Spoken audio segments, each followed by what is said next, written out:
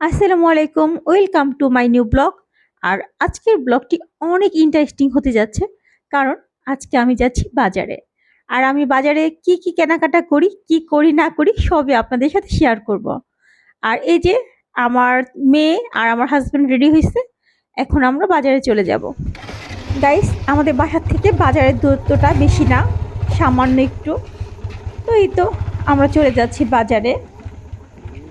আর আমাদের সাথেই থাকুন সম্পূর্ণ ভিডিওটি দেখার জন্য।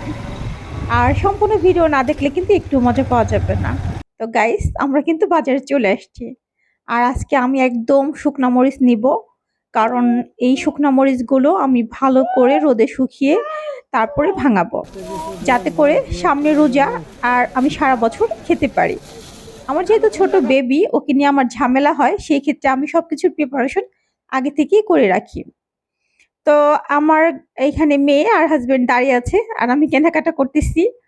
তো গাইস, আমার এখান থেকে আমি হলুদ আর হচ্ছে রসুন আর শুকনা মরিচ অলরেডি নিয়ে নিছি। এখন আমরা বাসার দিকে রওনা দিব।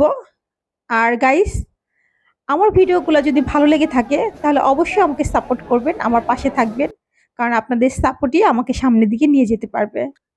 অলরেডি আমি মরিচ হলুদগুলা বাসার থেকে ভালো করে শুকিয়ে তারপর নিয়ে আসছি, কারণ বাসার থেকে শুকালে অনেক দিন পর্যন্ত ঘরে রাখা যায়, নষ্ট হয় না। তো এই ভাইয়াটা আমার হলুদ আর মরিচগুলো অনেক ভালো করে আমাকে ভাঙায় দিচ্ছে।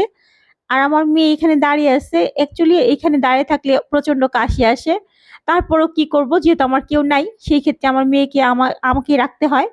তো গাইস, সবাই ভালো থাকবেন, সুন্দর থাকবেন, সুস্থ থাকবেন। আগামীর দিন হোক সুন্দর, শুভ, শান্তিময়। আল্লাহ হাফেজ।